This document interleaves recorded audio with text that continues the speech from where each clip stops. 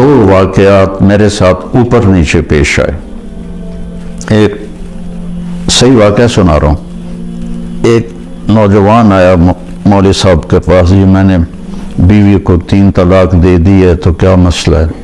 ان کا وہ ختم ہو گیا کام، موجاں کر. اس نے کہا جی کوئی میرے واسطے رستہ کر دو. کوئی رستہ نہیں. تو اس نے جیب سے ایک موٹا سا لفافہ نکالا اور ان کے مسلح کے نیچے رکھ دیا کہ مولانا صاحب کوئی رستہ کر دو. کہنے لگے چلو سوچنے ہیں. کی آکھا سی تو کہ جی میں آکھا سی تین 3 طلاق. کہ الحمدللہ نہیں ہوئی. کہا اچھا جو کہ میں کہا تو چھوٹے کاف نہ لاکھے 3 طلاق، او وڈے کاف نہ لوندا 3 طلاق. تو طلاق نہیں آکھیا لہذا تیری طلاق نہیں ہوئی. تو ایک بڑے مولوی صاحب کو پتہ چلا تو انہوں نے کہا پھر تو نکاح بھی نہیں ہوا. کہ اس نے کہا تھا قبول، اسے کہنا تھا قبول.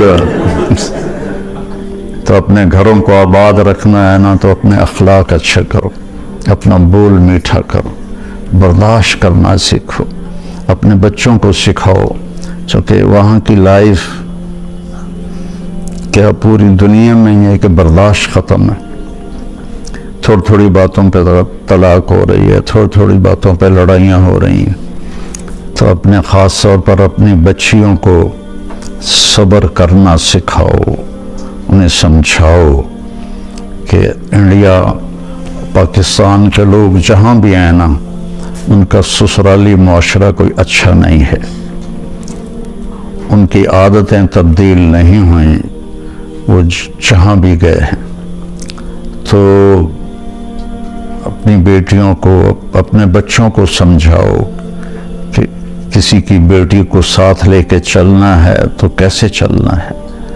ہم ان کی تعلیم دیکھتے ہیں، یہ کر لیا وہ کر لیا، PhD کر لی، اب کاروبار سنبھال لیا، اب اس کی شادی کر لو. لیکن یہ کیا کسی کی بیٹی کو عزت دے سکتا ہے؟ ایک حدیث میں آتا ہے اللہ کے نبی نے فرمایا کہ میرے مدینے کے صحابہ بہت اچھے لوگ ہیں. کس بات پہ؟ جہاد کرتے ہیں، تہجد پڑھتے ہیں، روزے رکھتے ہیں. نہیں کہ یہ بڑے اچھے لوگ ہیں جب کسی کی بیٹی کو شادی کر کے لاتے ہیں تو اسے محسوس نہیں ہونے دیتے کہ ماں باپ کے گھر میں ہے یا سسرال کے گھر میں ہے. اتنی عزت دیتے. باقی اونچ نیچ تو ہر جگہ ہو جاتی چونکہ یہ جنت تو ہے نہیں. ایک دوست کے ہاں میرا بیان تھا مسورات میں، تو بیان کے بعد انہوں نے مجھے کہا کہ ایک میرے دوست کی بیگم ہے، آپ سے ملنا چاہتی ہیں، انگلینڈ میں رہتے ہیں. اور وہ جو خود تھے میرے دوست وہ بھی بلینئر تھے. تو مجھ سے کہنے لگے کہ میرے جیسے 200 اس کی جیب میں آ جائیں گے، اتنا مالدار ہے وہ. میرے جیسے 200 اس کی جیب میں آ جائیں گے. میں نے کہا بلا دو. تو وہ آئیں اور تھوڑی سی بات کے بعد انہوں نے رونا شروع کر دی. کہنے لگے لوگ سمجھتے ہیں میں بڑی خوش قسمت ہوں، بہت بڑے مالدار کی بیگم ہوں، لیکن میں اس دولت کو کیا کروں، میرے خاوند کا رویہ ہی ٹھیک نہیں ہے. لوگ میری گاڑی دیکھتے ہیں، میرے کپڑے دیکھتے ہیں، لیکن میرا دل تو اللہ ہی دیکھتا ہے اور تو کوئی نہیں دیکھتا.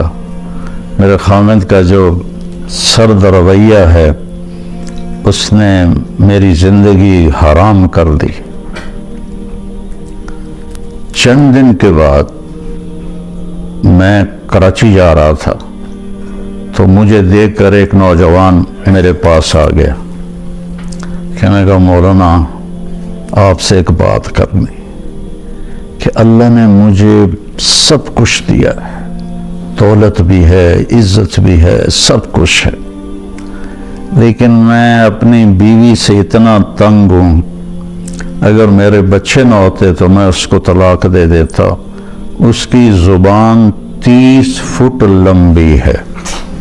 میں کہ رکھ دی کتھے 3 فٹ جڑے کہ اس کی زبان 30 فٹ لمبی ہے. تو یہ 2 تصویر کے رخ ہیں.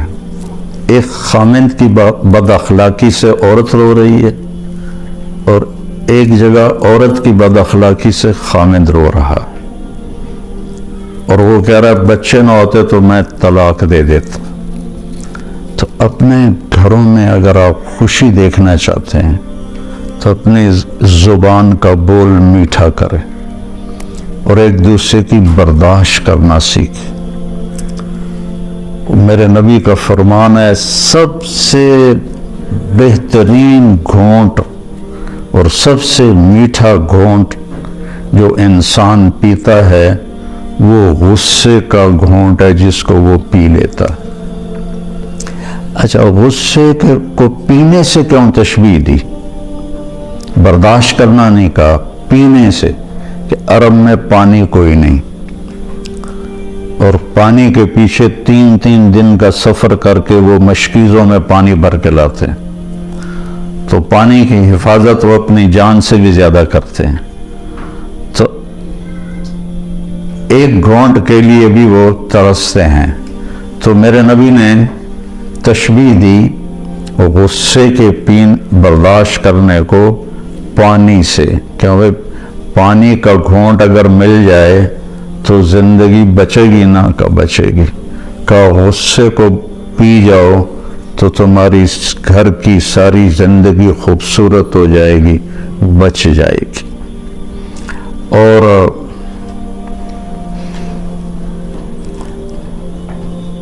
ایک صحابی آئے, یا رسول اللہ من اسلام, اسلام کیا ہے؟ آپ نے فرمایا اچھے اخلاق. وہ دیہاتی تھا, یہاں سے اٹھا اور ادھر آ کے بیٹھ گیا. یا رسول اللہ مت دین, دین کیا ہے؟ آپ نے کہا اچھے اخلاق. وہ ادھر سے اٹھا اور ادھر آ کے بیٹھ گیا. یا رسول اللہ دین کیا ہے؟ آپ نے کہا اچھے اخلاق. وہ ادھر سے اٹھ کے پیچھے جا بیٹھا. یا رسول اللہ دین کیا ہے؟ اور ہمارے نبی کی عادت تھی جب آپ کو کوئی متوجہ کرتا تھا تو آپ ایسے نہیں ہوتے. مثلا ادھر یہ عبدالوہاب بیٹھا ہوا ہے, یہ مجھے کہے مولانا تو میں اتنا ہی کروں گا جی. لیکن ہمارے نبی کی عادت تھی جب آپ کو کوئی بلاتا تھا ادھر سے تو آپ پہلے یوں ہوتے تھے, اس کو اپنا سینہ دیتے تھے, پھر کہتے تھے جی فرمائیے. کوئی ادھر سے بلاتا تھا تو آپ ایسے نہیں کرتے تھے, بلکہ آپ پورا اس کی طرف مڑتے تھے اور پھر کہتے تھے جی فرمائیے. تو اس نے ہمارے نبی کو چاروں طرف گھما دیا, آگے بھی, دائیں بھی, بائیں بھی, پیچھے بھی. کہنے لگا یا رسول اللہ دین کیا ہے؟ ہم نے کہا بھائی کب سمجھے گا, دین یہ ہے کہ غصہ نہ کیا کر. آپ نے آخر میں فرمایا دین یہ ہے کہ غصہ نہ کیا کر. اب غصہ تو ہر انسان مرد عورت کو آتا ہے, مطلب یہ ہے کہ جب آئے تو اس سے روک لیا کر. غصے میں صحیح بولنا انسان کے بس میں نہیں ہے, صرف انبیاء کو یہ طاقت ہے کہ وہ غصے میں بھی صحیح بولتے ہیں. تو اس لیے جب غصہ ہے تو خاموش ہو جاؤ, جب وہ لہر گزر جائے پھر اپنا گلہ شکوہ جس سے بھی کرنا ہے کرو. لیکن غصے کی حالت میں بڑے سے بڑا ولی بھی وہ ضرور دائیں بائیں ہو جاتا ہے کہ انسان, اس لیے غصہ عقل کو کھا جاتا ہے.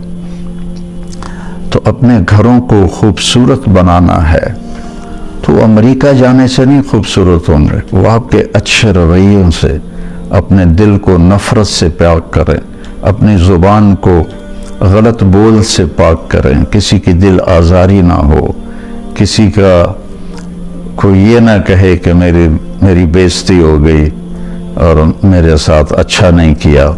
یہ بعد میں حضرت لقمان علیہ السلام فرماتے تھے کہ میں چپ رہنے پہ کبھی نہیں پچھتایا, میں جب بھی پچھتایا اپنے بول پہ پچھتایا.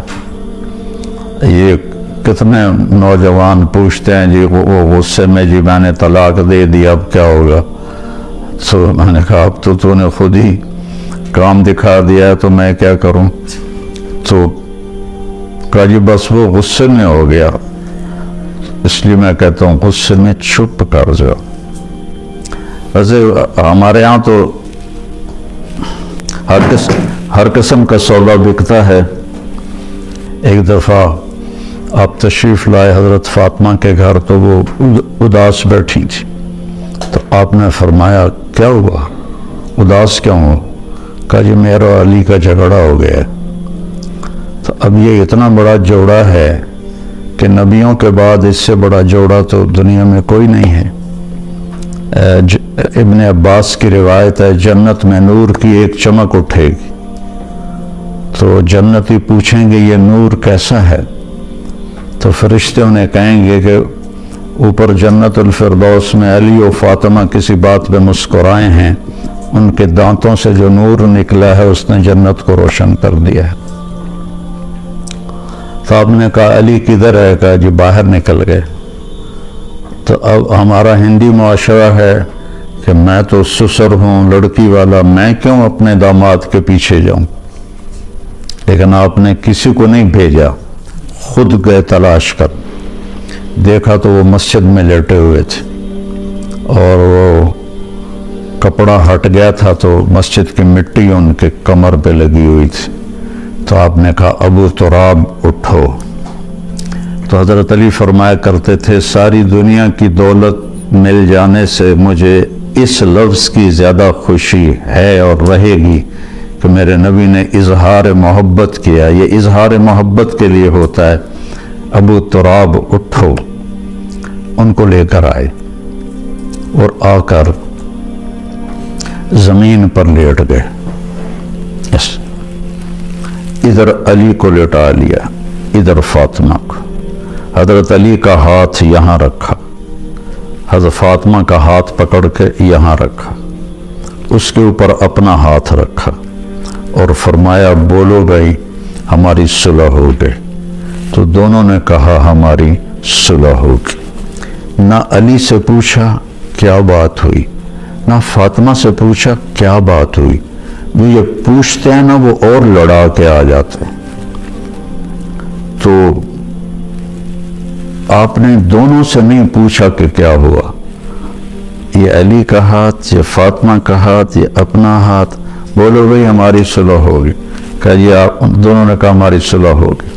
آپ باہر نکلے تو بڑا چہرہ چمک رہا، تو صحابہ نے کہا یا رسول اللہ آپ بڑے خوش نظر آ رہے ہیں۔ فرمایا میں علی و فاطمہ کی صلح کروا کے آ رہا۔ تو اس طرح تو ہر گھر میں ہو جاتا ہے، لیکن ایک مستقل مزاج ہی ایسا بنا لیا جائے، سختی سے بولنا، طنز کرنا، ٹوکنا، یہ چیزیں محبت کو ختم کر دیتی۔ میرے نبی نے 11 شادیاں کی صرف ہمیں زندگی سمجھانے کے لیے۔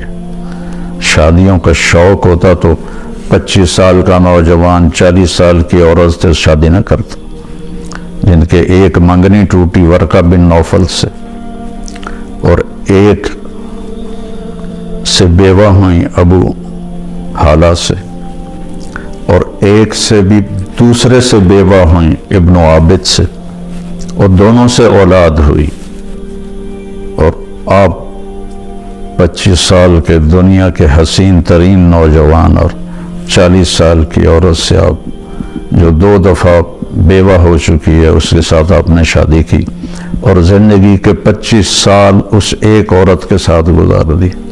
جب 50 سال کی عمر ہوئی تو 10 شادیاں کی۔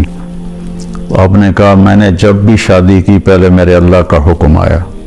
تو ہمیں زندگی سمجھانے کے لیے کی کہ عورت کے ساتھ زندگی کیسے گزارنی، اور عورتوں کو سمجھایا کہ اپنے خاوند کے ساتھ زندگی کیسے گزارنی۔ تو اللہ ہمیں اچھے اخلاق کی توفیق دے، اس کی نیت فرمائیں۔ تبلیغ میں تھوڑا وقت دیا کریں، آپ کو بہت فائدہ ہوگا انشاءاللہ۔ السلام علیکم۔